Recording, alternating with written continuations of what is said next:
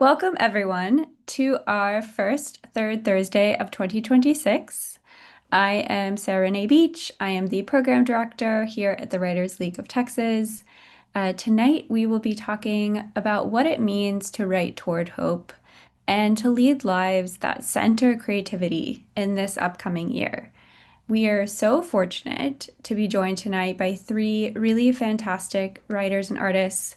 Our first panelist is Ashley Robin Franklin. Ashley is a queer cartoonist and illustrator. They're based in Austin, Texas, where they live with their partner and their goofy tiny dogs. Ashley Robin makes sweet and spooky comics with horror and fantasy elements. Their debut YA graphic novel, The Hills of Estrella Roja, was published by Clarion Books HarperCollins in August of 2023. In 2024, they released their adult horror comics collection, The Skin You're In, which is a beautiful book, with Silver Sprocket. They're currently working on a series of middle grade graphic novels, the first titled The Girl Who Loved Monsters, made in collaboration with writer Insha Fitzpatrick. Ashley Robin was born in 1990 in the Rio Grande Valley, where they grew up and attended the University of Texas Pan American. Ashley currently co-hosts Inky Eyes, a quarterly indie comic reading series and mixer that takes place at Alienated Majesty Books, a fantastic bookstore. Thank you so much for being here, Ashley. Thank you for having me. And our next panelist is Tayyba Kanwal. Tayyba is a Pakistani-American writer from Houston, Texas, and author of the short story collection Talking with Boys, which just came out last week. Her award-winning work has appeared in journals such as Witness, Gulf Coast, and Meridian. She holds an MFA from the University of Houston, where she was an in-print C. Glenn Cambore Fellow, and an MS from the University of Oregon. She serves as the literary director at Imprint, Houston's premier literary arts organization, associate fiction editor at Cutleaf Journal, and senior editor at Conjunctions. Taiba, thank you so much for being here. A joy. And last but certainly not least is Hee Moon. Hee is a South Korean adoptee. Born in South Korea, she was adopted at 3 months old. Her poems have appeared in Agni, Poetry, Swamp Pink, The Margins, and others. Alma, Sea of Joy, and Other Astrological Signs, published by Tinderbox Editions, is her debut collection of poems. She previously published under a different name. Her second collection of poems, Birthstones in the Province of Mercy, which also just came out last week, congratulations, won the 2024 to 2025 Jake Adam York Prize. She's currently pursuing her PhD in creative writing and literature at the University of Houston and has received the Imprint Brown Foundation Fellowship. Bohi, thank you so much for being here. Thank you. I'm so honored to be here. And thank you for everything you do, Sarah and J. Evan Parks and the Writer League of Texas. You're all amazing. Thank you. The feeling is mutual. Um, so before we dig in, I do want to let our audience know that we'll be doing a Q&A. So please do be thinking of questions and submit them to us. If you navigate to your Zoom toolbar, you'll see kind of a Q&A section. Please put them there. We do encourage chatter in the chat box, but we don't want to lose your questions there. So if you put them in the Q&A section, then they're all nice and tidy and organized for us when we get to them. Um, but yes, so here we are. Like I was saying earlier, we are somehow already halfway through this first month of the new year. For each of you, as creative people, as you look forward at the outset of a new year, what are any rituals you have? How are you kind of setting the tone for the year to come? Or do you reject the idea of a new year and kind of find other ways to mark time creatively? How is it that you're thinking about this new year? Taiba, let's start with you if that's okay. Yeah, I well, thank you for talking about rejecting this idea of a new year. Just because time is a construct and we have to keep going. And I think the way I like to keep going, and I always remind myself if I start to feel less filled with inspiration, is to keep all my senses open to story. So anything that makes me pause and look again, whether it's something I saw on the street, whether it's something I felt, but if it made me pause, I know I need to pay attention to it. So I think constantly reminding myself to not ignore those moments that are speaking to me. Um, Mhm. that's one very important practice that I maintain. And the other is just always is being in a variety of art forms, constantly being exposed to them. So I will always update my calendar with everything that's happening in Houston, whether it's music or art or book launches or readings. And whether or not I end up going to them, they're over there for me to pop into if I can. But so much of my work comes not necessarily from reading, but comes from experiencing something.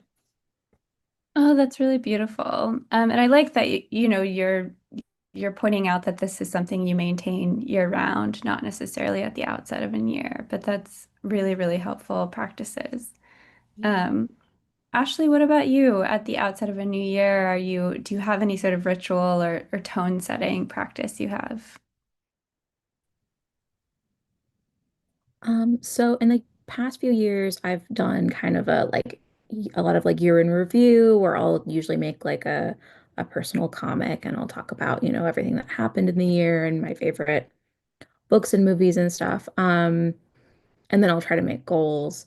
But I feel like this past year I've gotten a little more interested in kind of ta making time for that, like throughout the year, like kind of taking a little catalog, and I've gotten a little more interested in like um taking photos more and like collecting things and sharing them in a way that feels a little more intentional. So I've been into doing these like it's like I'll do it usually on my newsletter, but also I'll do it on social media where I'll try to pick a few moments from like the month and usually I'll do some sort of like framing device. Like I did, like the last one I did was I made some sun prints. If you've done those before, they're so fun.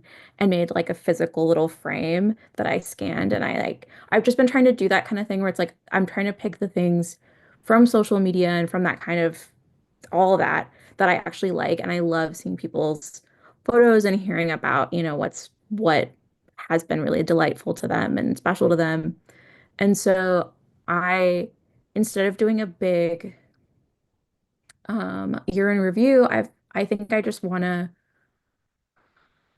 keep doing that, like keep it going because it feels good and it feels kind of good not to feel so like I'm closing this chapter and I'm starting a new thing because it doesn't really feel that way. Like I'm still on the same projects I was on like last year and I don't know. It doesn't need to feel like a really big reset. And I also um I don't know. Yeah, I've just been like really thinking about like kind of goals and looking back a little differently.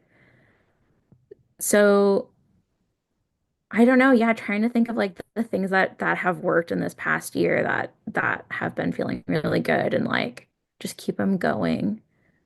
Hmm. I love that too, that reflection is really part of your process. Kind of slowing things down and marking time regularly and seeing what brought you joy and really honoring it. That feels really special, important. I Um, was gonna say because it feels the thing I wanted to point out was that it's like if I just think about my year, I might think about like, oh, I finished this project or oh, I went to this convention or something kind of like they feel more removed, like goals that I met. And so having like, no, I had this like really wonderful dinner with friends or like, that kind of thing, just like really trying to recognize that those are the things that like really fill me up and like let me keep being creative. Absolutely. That's kind of along what Taiba was saying about experiences. How experiences are really important, and I like that you're bringing them to the fore as what's fed you creatively. That's so great. Thank you for sharing. Bohi, what about you? Or is there something you're doing at the outset of the year to set the tone? Yeah, it's a great question. And I resonate a lot with what Taiba and Ashley were saying. Ashley, I love how you talked about thinking of ways to continue what felt good in our practice and really celebrating the joy. And then Taiba, I loved how you were talking about fully being present in our different experiences. And so I love both of those ways of paying attention in a tender way. Something I would love to start to do is to integrate fun into my writing practice. I'd like to have fun with writing this year. And so your both of your insights made me think if I could find ways to give myself something to look forward to each day related to my writing practice, I think that could stimulate more of a sense of fun. Like in the past, I got a subscription to the Sun magazine because every month I would feel excited to receive it and read it. So if I could find little ways to bring happiness and playfulness to my practice, that would be great. And then also Taiba and I have the same book birthday, and Taiba had the most amazing book launch at one of our local bookstores, Brazos. Taiba is so phenomenal, so Oh inspiring. my God, Um, Bobby. it's so true, but that's the way our year started. And I felt so much love in the room. Like it was just so filled with love and joy. And so I think those kinds of experiences of connection are really important too. And I think it happened too because the community loves Taiba, and it was just such a joyous moment to celebrate talking with boys. And then also Ashley, Alienated Majesty, I love that you foster community too there. I love Austin, the Writers League of Texas, the One Page Salon, Alienated Majesty. All of those places have brought me so much joy too. So if I could continue that moving into this year, that would be fantastic. Um, I wanted to talk about community in a little bit, but let's go ahead and talk about it. Let's talk about yeah. community. Taiba, how is it that you've fostered such a beautiful, loving community? And tell us about your experiencing that shining back at you at your book launch. Oh my gosh. Thank you, Bowie. Thank you, Leanne. These guys were there. It's Houston. It's not me, it's Houston. I think what it is we're all there at all these wonderful conversations, and openings, not like truly engaging with the material, with each other's work. And I think I was gonna say community to me is an extremely important part of what helped me bring these stories out. Um, and this idea of paying it forward, because there's so many amazing people in my life who just did things, my professors, my other instructors, friends I met at Sewanee. And often I'll just go to conferences, or writing retreats, or anything else really, or I participate in the Rung Film Festival, which is a Pakistani film festival in Pakistan, just to be among creative people, and then do what I can within those groups, even if it's not writing related. Um, yeah, I think it's being there and doing, whatever in whatever small way. And I think what was very cool in that room, Bohi and Leanne, we've both been in the UH Creative Writing program together, is I think yeah, sure. I mean, talking with boys was being discussed and I was there, but everybody was hanging out with each other, and everyone had their creative work. A lot of people there were creative, but there were also people there from the Museum of Fine Arts, or just friends from all these different creative spaces in Houston. So I think my thought on community is be part of it and also do something within it. It's huge. Oh, that's beautiful. I love that. And well said. And yeah, I saw Brazos posting even before the event, folks, it's gonna be a big one. And the pictures looked incredible. That's so beautiful. It was really fun. That's so great. And yeah, absolutely. Show up and act while you're there. What can you do? What can you contribute? Well said. Ashley, what about you? How do you experience community in your creative life? I know you build community, you're part of communities. Yeah, I mean, just like I have so many friends that are different kinds of artists. Because I do comics, I do both writing and visual art. And so like being able to have friends in kind of both those worlds and who also kind of play in both worlds is really wonderful. I don't know, it just, I, I do go to a lot of like kind of comic specific events here in Texas and outside. And I've just the feelings that I've gotten at in some of these spaces, like the ones that feel really like, because they all, it always feels good to go to something that's for the thing that you love. But there are certain events that you go to and you can just tell that like there's so much care put into, making sure everyone feels good and comfortable and included and excited and like there's certain places you go to and you're like, wow, this is it. This makes me feel like I want to keep doing this. Um, and I've gotten to be in some spaces like that, and I've made some really good friends doing that don't live here that I get to visit. And um, yeah, I have been doing this or co-running this comics reading. I started it last year at Alienated Majesty, and just like as a kind of a version of the thing that I was seeing that I was like, oh, I want more of this, and I want the people that I know who live in Austin that are like my friends that don't go to these out of state events. Like I want them to have this feeling. Um, and like just hearing like the very first one I hosted, I was sure that just my friends were gonna come. And then all these people I had never even like there were people came and then there were people that I've seen at other, local events. And then there were people that I've never seen and I was just like, how did these people hear about it?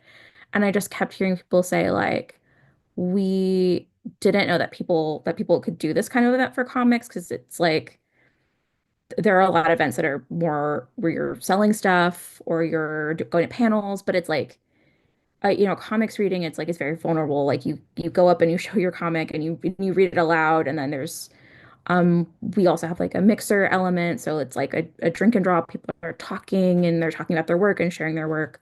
Um, and just hearing people be like, I didn't know that you could do this, or um, yeah, just like I didn't know other people. There were this many other people who were interested in this thing that did this thing. Was so cool.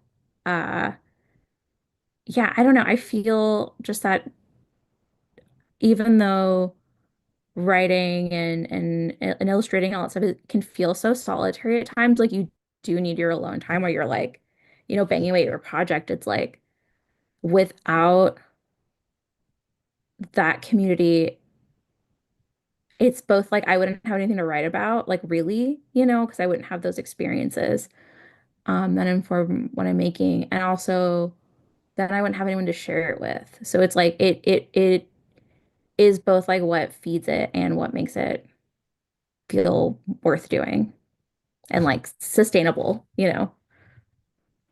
Absolutely. Yeah, having those conversations in those spaces is so much part of the writing. It is part of the practice. It is part of the creative practice.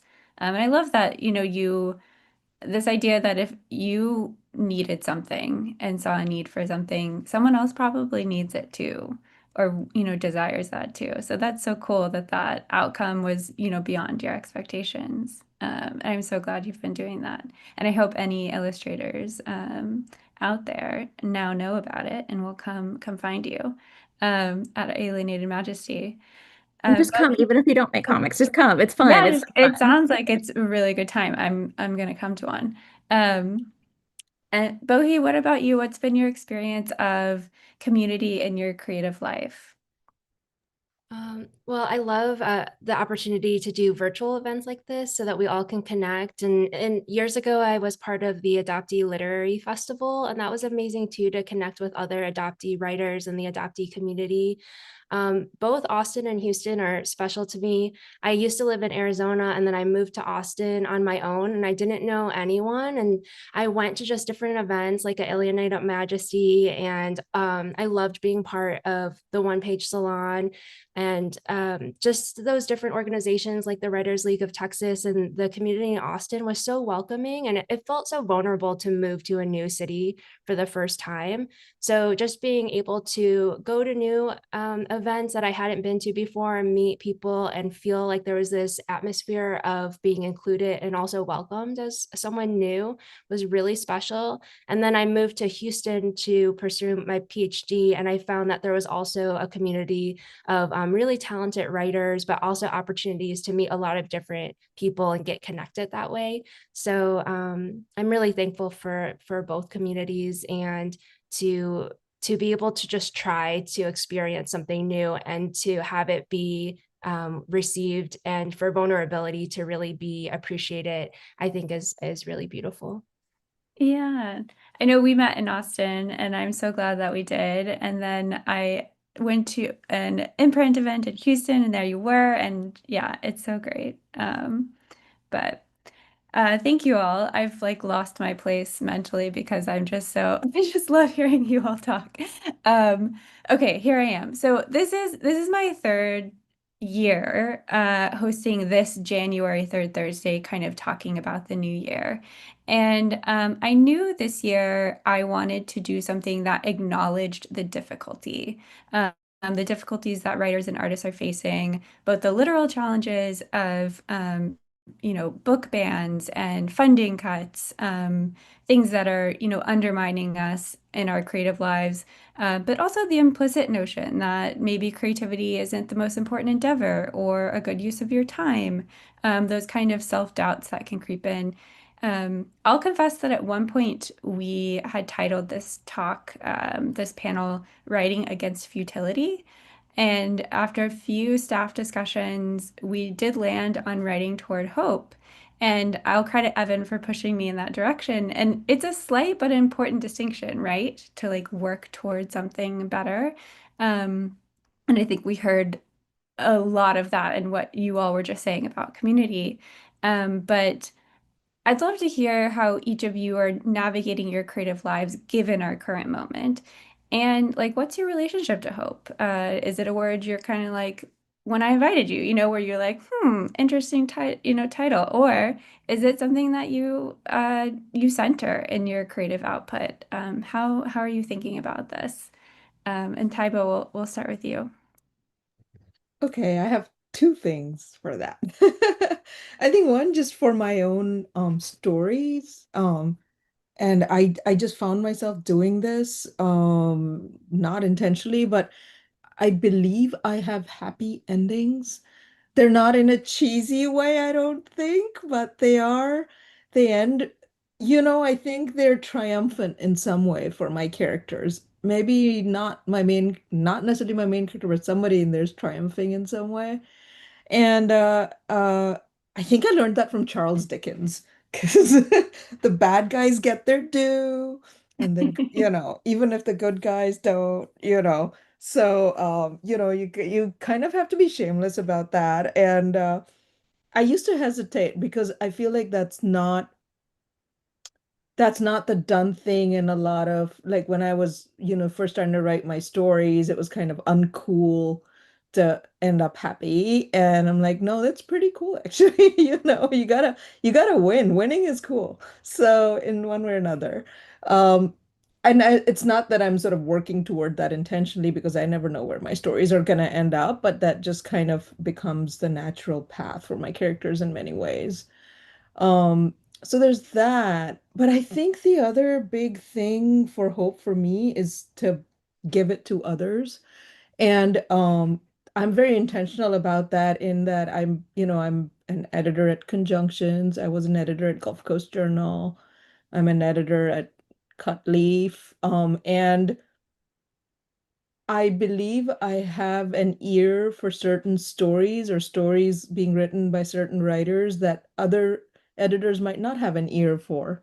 Like stories by South Asian writers or Middle Eastern. There's something about the form of storytelling that you have to recognize and you have to see and connect with, and then you can convince others within the editorial group of that. But if a story like that kind of lands on an ear unfamiliar entirely with that kind of internal voice or narratorial voice, they might reject it, not because they're not good readers, but it is just so unfamiliar. So I'm very intentional about picking up those pieces in the slush pile and reading them with care and then giving them the attention they deserve. And I've seen that really work. I've seen, stories be published after a group conversation. And now some of those writers have books coming out or, other successes, and it works. So I feel like that kind of work is very important. Absolutely. Yeah. And you're opening the door for other people, providing other people hope. That's really beautifully put. Mhm. And I love that, just that disposition of it's something you're creating for other people. Mhm. Absolutely. Bohi, what about you? How are you thinking about hope in this new year? I love this question, Taipa. I love that insight too, because it makes me think of how thankful I am to editors who have encouraged me and others to share our voices and how Mhm. it just supports all of us to continue to express ourselves in that way. Well, Sarah, I was really thankful too that you chose this topic because it had me more deeply reflect on hope, which has been very interesting. Um, I started to think about how I wrote a book, and then this new book, Birthstones in the Province of Mercy, is my second book. And each book was a process where I explored different aspects of my adopted, being a Korean adoptee and my identity, and there were certain elements of grief and loss. And so during that process of feeling deep sadness and grief, I ended up gaining clarity with different poems, and each poem gave me a new sense of clarity. So I feel like I try to connect with the present moment, but also the potential for freedom in the future. And I think that's what Mhm. helps me to be both accepting of the sadness that I feel, but also joyful of the present moment and the potential beauty in the future is that there could be freedom.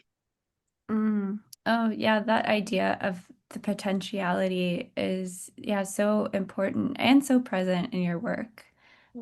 Absolutely. Thank you for sharing that. And Ashley, what about you? What's your disposition toward the topic at hand? Yeah. I was so surprised about I was just like, what? I don't know, like when I just read the title of the panel, um, I don't know, I was like, why am I on this panel? But then I started thinking more about it. And I mean, obviously everyone has like a relationship with hope and in their work and obviously in their life. But I do a lot of I work more in the genre space for sure. Like I do a lot of horror specifically.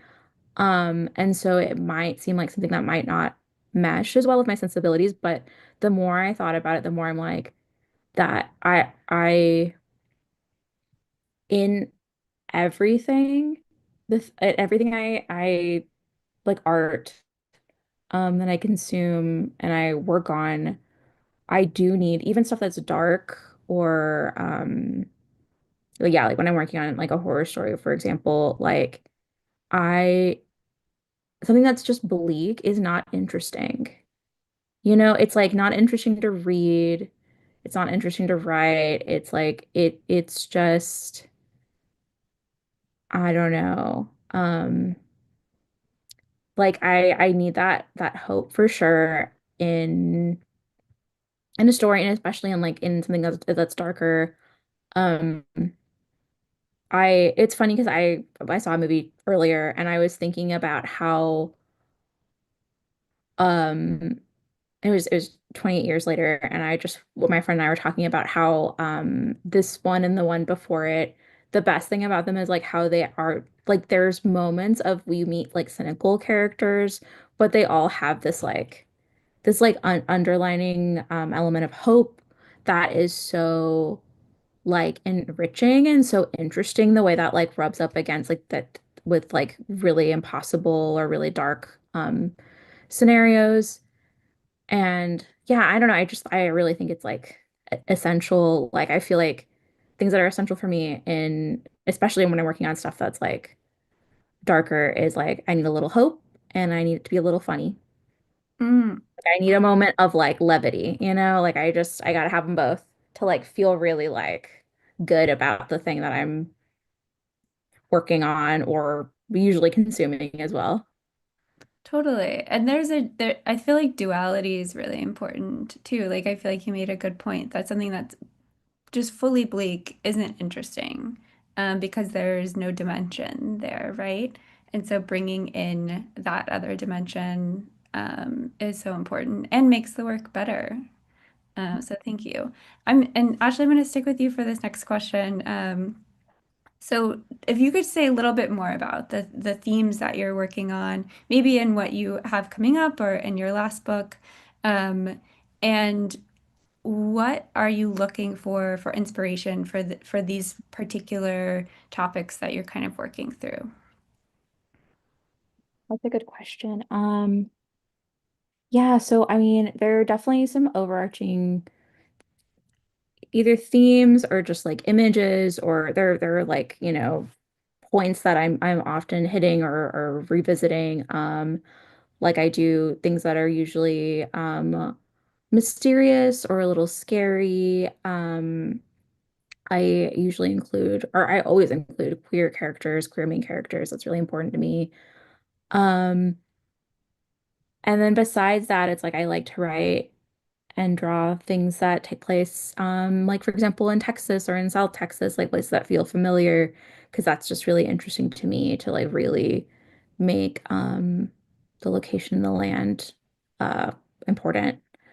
Um, but then like actual themes,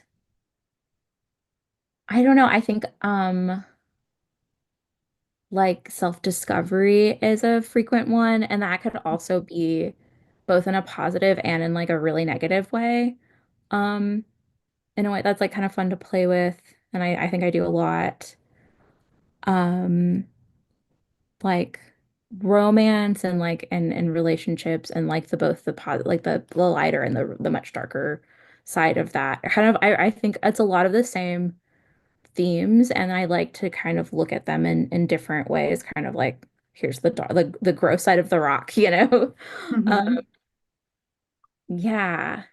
And then for inspiration, well, right now I'm working on two very different projects, and one is a little more like a commercial project where I have a publisher and I'm illustrating something for a writer. Um, and that's been really fun to kind of just like play off of. I feel like she like kind of gave me these like pieces and then I get to kind of play with them, which is fun.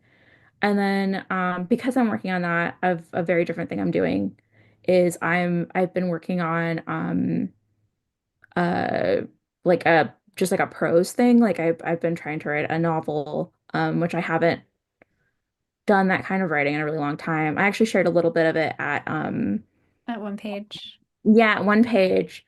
Um And I feel like with that, because I think that I've really needed like something to like truly sink my teeth into and like play with and like really just like this is for me right now. Like nobody is asking me to make this. So it's like the inspiration is like I think it's just all the things that like really excite me. And have like I'm kind of digging into like the the horror movies that I loved when I was a kid and um, like I like the like I it's a like a it's both a horror and a romance, and I want it to feel like truly equal parts, which I think is kind of hard, but I love those two elements together. And so I'm like pulling from like most freaking romantic book and movie I've ever seen. Like, what are those things? Like, I'm both visiting a lot of like really important pieces of media from my past and kind of like trying to figure out what that spark is that I'm like, this is the thing that I like can't get out of my head, even though I saw it like 20 years ago or whatever. Like The Lost Boys is a big one. That's like, I'm like, I want that vibe, but like for it to make more sense. Um, and have a like a more satisfying narrative, but like that vibe, perfect. Um, I lost my train of thought a little bit, but oh, and then the other thing is like I don't know, I'm trying to put in a lot of like my own relationship with my partner and um like things that I actually find scary. And so it really is like I'm looking in and then I'm looking like back kind of is where I'm getting a lot of my inspiration. Yeah, I love that revisiting some touchstones from the past, but I mean, as writers, we're always mining the current life that's happening. Yeah, partners beware. Thank you for sharing that. And Taiba, what about you? Could you share a little bit more about the themes in your book and talk a little bit more about the where you looked for inspiration? I know Houston is definitely a big inspiration for you. If you could talk a little bit more about that. Yeah, sure. I want to take a sec though. Ashley, I love what you said about sort of not not letting the bleakness become the point of the story, and focusing on sort of, the hope in the characters and their struggle in these scary stories. And it reminded me of something I've been thinking about. So I think and I haven't been thinking about them cross genre or in other genres, but I've been thinking about systems and how systems are actually, it's tempting to sort of spend a lot of time writing about them in the story, but it's really the people who are interesting. And I kind of feel like in the horror genre, the bleakness is the system, right? And it's like, okay, well, it's the background, but we can't let it become the point. So that's so interesting. Yeah, that's a Yeah. really cool way to put it. Yeah. And then, it's the people who work against that system or do something within it. So very cool. That was really interesting. Well, as far as themes in my work, I think I discovered after I put my short story collection. So these stories were all written to work independently, and they ended up being linked via characters because the characters told me they wanted to show up again in another story. I was like, okay, here you are. It's you again. But if I step back and I look at it, I've found sort of retroactively that a lot of my stories are about finding your agency within the constraints of your system, and really figuring out ways to play the game, um, because it's not always worth it to break down what you have, like break down the structures. It's actually worth recognizing that those are valuable too. So, as an example, a mother who stays in a marriage because she loves her children, and it's like, where is that fine balance of like, is this marriage worth it or not? Recognizing what it does afford you, also possibly. So I think making those smart choices, but then also how how you can use the systems you're within, to sort of uh, maybe fight them if you need to, right? You use the language I feel like a lot of my stories, a lot of my characters are doing that. And that's a function of the fact that these stories are written within the Pakistani community, and it's a culture in which people stay within community for many reasons. There are lots of advantages or expectations, whatever it may be. And so I've always been curious about, well, how are my cousins happy, right? What is going on here? And sort of exploring that. So I think there's that. I've also found, my stories, several of the stories in the collection, there's very realist stories, but then there's surreal stories. There's, like magic realism happening in them. But it flows. And I got asked, well, how does this happen? How is it flowing? And I found that I I think I believe in sort of states of mind rather than a physical manifestation of something. And so your state of mind might actually be a very surreal manifestation if you look at it physically, right? So I think where the spaces my character that I'm sitting in with my characters are often their states of mind, and less so sort of what the external perception of that is. And sometimes it's very realist, and sometimes it's fantastic, and you just go with it, but I feel like it remains believable because you believe you understand the character. So I think that the state of the mind is another sort of key element of my work. Yeah. Absolutely. Yeah, definitely there's people coming against their limitations in in these stories and breaking out through the other side, either, literally or in their minds in interesting ways and finding freedom within those structures. That was so well put. Um, Yeah. it's such And a I, fantastic collection. Ah, thank you. And actually, I love what you said, Bowie, earlier about the potentiality, Mhm. because I think that once that gets acknowledged in a story or a poem or a space, um, it creates this shared experience with the reader too, where when you see this potentiality in the character, you're seeing it in your own life as well. It's like a very mind expanding thing to put, I feel like, in a piece of writing. So that's awesome that you're doing that. Mhm. Yeah, Bohi, I'd love to hear more. You talked a little bit about your themes, if there's more you want to share with us, and also where you look for inspiration related to those themes. Yeah, thank you for your kind words too. And Taiba, I loved how you were thinking about ways to break through the constraints. And also, that is so inspiring that you think about the character's state of mind and allow the other things to grow around that. I think that's really amazing. For my current collection that's out right now, I was thinking a lot about longing, and I was tapping into this sense of absence. I had searched previously for my birth mother, but over time I learned that she was dead. And so I had to reimagine my longing for her and what that kind of experience could be like. So with this book, I wrote a series of letters that's part of the collection. And some of them are letters to my birth mother and also letters to my birth father. And so I was able to really think about the gifts of vulnerability and intimacy that arose through that absence. I accessed something really tender and genuine in the absence, which surprised me. And writing this book, I tried to learn more about my heritage. I did it in different ways, but one way was going to the library, and I went to the section on Korea, and I just tried to find different books and learn about folk beliefs and Korean folklore.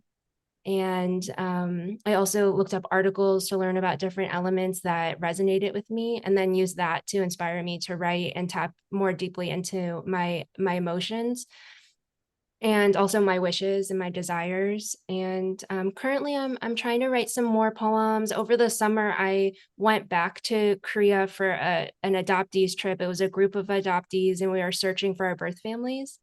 And so that was really meaningful to be with other adoptees and connect, but also to embark on a search. So I'm hoping that I'm able to reflect more on that and write forward. Yeah, yeah, absolutely. You really do build in that absence. There's so much you're able to do with that, and you really build your own ancestry. It's really beautiful and powerful, and um, yeah, it's transformative, and it's a really beautiful collection. So thank you for sharing about how it was written. Thank you, Sarah. Yeah. And we talked a little bit about, these themes and kind of difficulties and heaviness. And so I want to hear from each of you how you take care of yourselves in ways that aren't necessarily, related to working on a project. Maybe it's side projects, or maybe it's reality TV. I love hearing about people's worst consumption habits, TV wise. But how do you like ease in and out of, I guess, work that might feel difficult? Or is the work the what makes everything else, bearable? How do you kind of think about this difficulty? Bohi, I'd love to hear from you because I know what you worked with for this most recent book, definitely is not easy subject matter. So I love what Ashley said earlier about humor. And so anytime there's like sincere, genuine laughter, especially belly laughter, that always makes me feel so good. So like connecting with people who are really funny or finding things that are really funny or just moments where something is humorous, really it helps. But also I love walking, so like going on walks and being in nature. Also, you mentioned earlier Julie Poole is teaching a class, and I love her book Gorgeous Freak, which also involves she involved walking within that creation of that book. So being in nature, connection, laughter, and also like delicious food. I think is a must. And Houston has amazing art. So I love going to the art museums and I find that really nourishing. absolutely. Visual art is really incredible. Ashley, you get to do both. Um, Ashley, how do you kind of dip in and out of what's maybe difficult material? How do you make sure you're taking care of yourself? Um, I have a couple different ways, and it really depends on what is depleting me or making me feel hopeless or making me feel stuck, like in my work or in the world or just, I feel like there's so many different directions that that can come from. And so, Mhm. I feel like it's been like a kind of a process that I'm still on to like figure out which of my like kind of go-to solutions pair with that. Because sometimes, I'll try to bandage something with the absolute wrong thing. But usually it's like it's either being with friends and laughing and being silly and playing. Like I have some very good friends that are very playful people. So it's like we're gonna put on like a weird little movie and we're gonna like do a really silly craft that's like messy and it's like not for anything. It's not, we're not trying to make art or anything. But then sometimes it's the total opposite and I need to be alone. And I need to like go on a walk or um sit outside and read. And maybe it's like the novel I'm reading, and maybe it's something kind of silly. Like I want to read like kind of goofy like shoujo manga or something. It's like those are my two. Like do I need to be inspired or do I need to just like goof off? Hmm. And both are so valid. Um and so it's like trying to figure out and check in with my body and be like, am I in need of like community to make me feel like people are good and like life like let's keep going and like like to have like it might sound silly but it's like literal faith in humanity is like that's where I'm getting it. That's being surrounded by other people who are um laughing and being caring and sweet and creative. Seeing other people being creative is like such juice. Like experiencing that secondhand is like everything.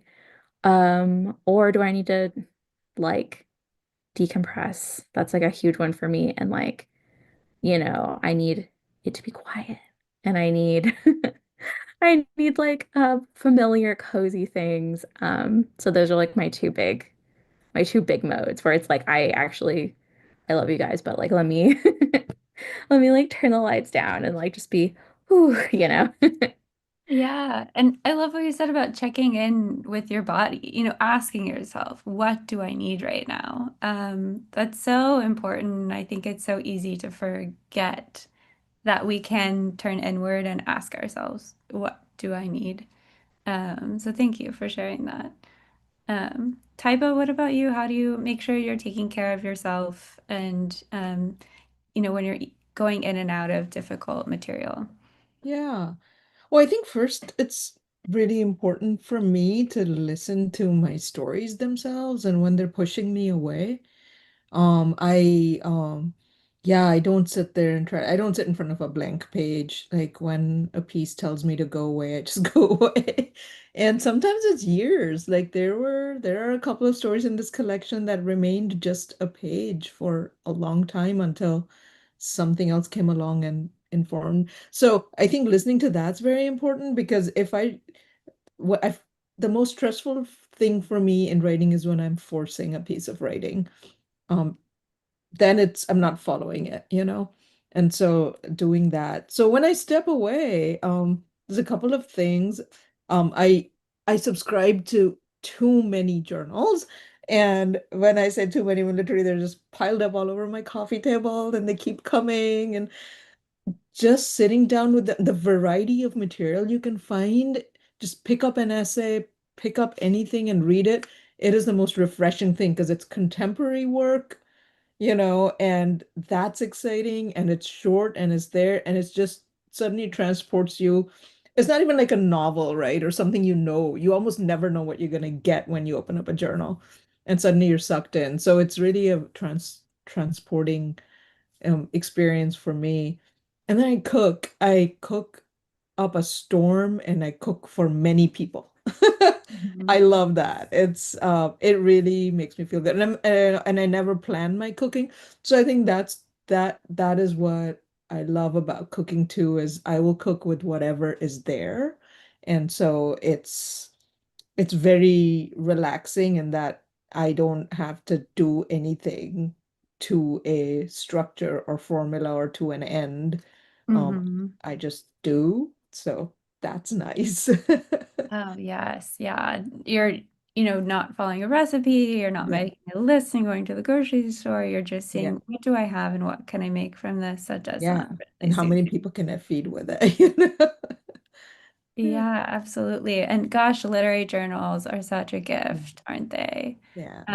I love that idea of just kind of just opening it to a page. Yeah, Yeah. not looking at the contents Yeah. and Don't on decide. Yeah. just open one and see what that has to give. Yeah.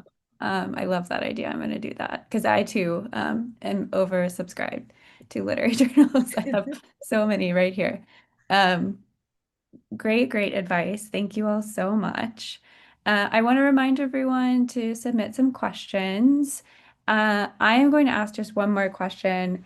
And Bohi, I think you already answered this when you said that you want to have fun this year in your writing. But we asked this at our last one page salon, and I really, really loved what people had to say. If you were to pick one word, to kind of, be your guiding word for your writing and drawing, Ashley. What is the word you want to pick? And sorry to put you all on the spot. I love this question. So, fun is one of the words, but if I had to choose a different word, I would choose magic or magical, like the alchemy that happens during the writing process and how so many things are surprises. And I loved what you were saying, like a story can push you away. It's like a story, a poem has its own life or its own process. So, like magic. I love that word. So good. And yeah, typo, that was a really good reminder because that is one of my big uh that's just such a painful feeling when you're trying to force something that is not meant to be forced. Um and so kind of going off that idea, I think play feels similar to magic. I love, I don't know. It's like this one feels like ooh, and mine's kind of like hee hee. But they feel like they're siblings. I love that. Play is actually mine if I were to pick one. Taibo, what about you? Oh, I think it would be absurdity. Uh, Ooh, just absurdity. Yeah, just kind of just lean in to that. I feel like the novel I'm working on it will only work if it's okay to allow it to go there. So I hadn't articulated this to myself, so I'm really glad we're having this conversation because I've now promised myself to do it. Oh, I love it. Yeah. Magic, play, and absurdity. Fantastic words. Friends, please feel free to put yours in the chat or pick one of these. I don't think these would steer you wrong this year. So I'm going to dip into our Q&A box and see what's waiting for us here. So we have a question from someone who's maybe new to attempting to connect and find community. So the question is, what are some ways that help you connect with your community? What would you suggest to writers or editors who are just now attempting to connect with people in the art and literary community? What advice do we have for folks who are early in their careers, in their endeavors? And Typo, what about you? Do you have any advice? Yeah, I would say find a space, a creative space that speaks to you, like say a bookstore that, and every bookstore has its own flavor, honestly. And one of them might speak more to you than others. And just keep going back because what you'll find is the same people come there, and you'll get to know the folks there, and I think it's that those repetitive interactions create opportunities and relationships that you just wouldn't expect. So also, and the reason I say keep going back is going once. You don't, I mean, I don't make connections just going once. But once you become a regular, you start to see things and see patterns that you get drawn to. So I'd say do that. Find a place and keep going back. Yeah, haunt somewhere. Yeah. Huh. Absolutely. I love it. Yes. Um, okay, here's one. What gets you, and this the prompt is or the idea comes from there's a podcast where the host always asks her guest, what gets you out of bed in the morning?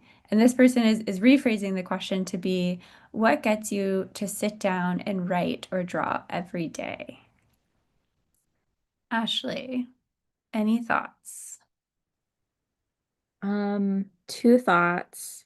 One is usually because I've promised myself and I like the feeling of checking something off my planner.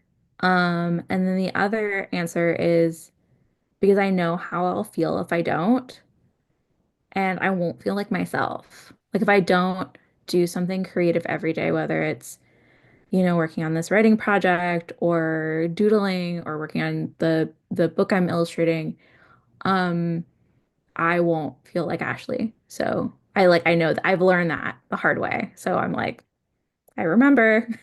I've learned this. Absolutely. It makes us better people.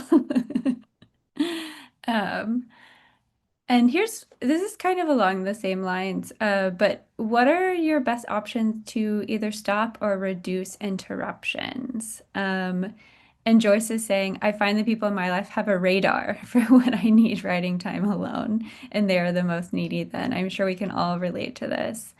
Um, so do we have any tips or tricks? I was recently told about this thing called Brick, where it'll hide certain apps on your phone. What all do you do to reduce interruptions, both maybe from what's on the computer, the device you're using, but also outside interruptions? Bohi, do you have any tactics?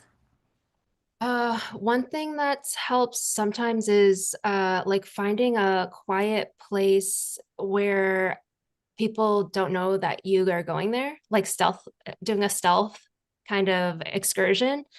And then like bringing a notebook, so the ideas can come fluidly, like going for a walk, bringing a notebook, knowing there's a quiet place to write. Um, or creating that kind of space where the ideas could come. That's one Yeah. idea. Leaving the house. Yeah. Where are the people who are bothering you and move away from them? I think that's really good advice. Tyber, Ashley, do you have any other kind of, I'm always looking for tips and tricks. So any other, the kind of tactics you use? For me, it's time of day. I'm a morning person, and fortunately, everyone else in my house is not. And so I just I found that because I Joyce, I hear you. There's people will come and cats will come, and we're always hearing them. The problem with these kinds of interruptions, you think you can sit around and write, at least for me, is my stories will not work. My stories are so shy. I think it's because I'm leaning into a lot of extremes when I'm telling these, that if there's anybody else who shows up, even my cats, a filter goes on, and then I can't say the extra weird thing that I want to say because it just won't come. So I literally need no one around. And I know sometimes people are like, just write in the 5 minutes at the coffee table or whatever. I can't do it because, yeah, my stories just, they're not looking. So yeah, for me, it's like literally finding a time because I can't leave the house that easily either. So for me, it's a time. It's Mm.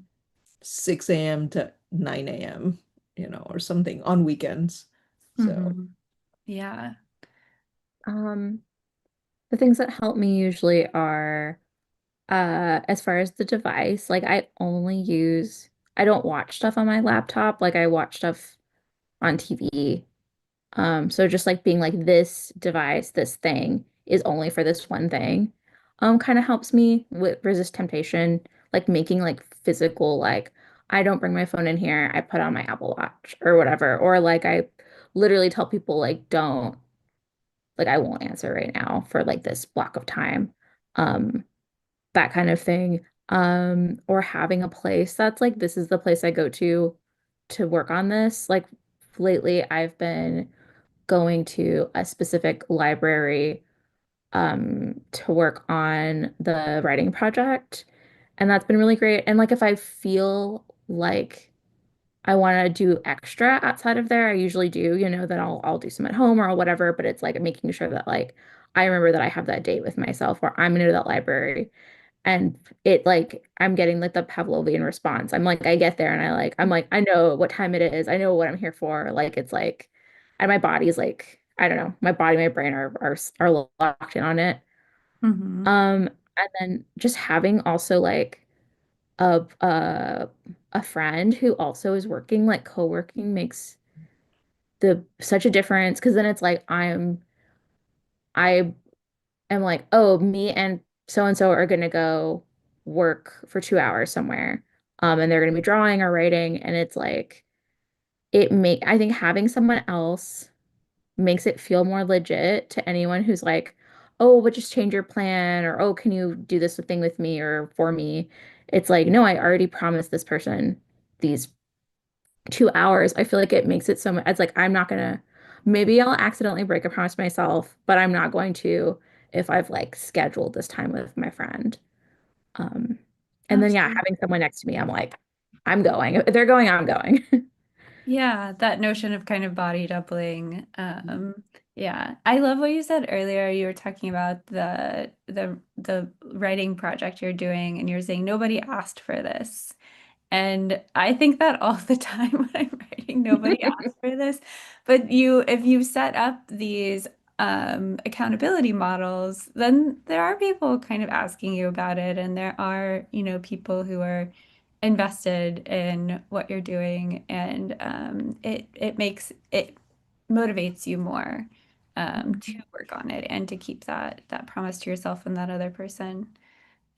All really, really fantastic advice. This has been a lovely conversation, an inspiring conversation. I feel really motivated to get back to the page and to create. And um, I'm just so, so grateful for you all for spending this time with us, for talking about, a weird topic for writing toward hope. But I feel it, and I feel that it's possible. I feel a lot is possible with you all creating your work in the world. And I want to thank all of you who are here in the Zoom. I want to thank everyone who's tuned in on our YouTube live stream. I hope everyone is feeling inspired to create something fun or magical or absurd this year. But yeah, thank you all for being here. Thank you so Mhm. much. This was awesome. Thank Yeah, you. Yeah. thank you. Y'all have a good night. You too. Bye, Bye-bye. Care. everyone.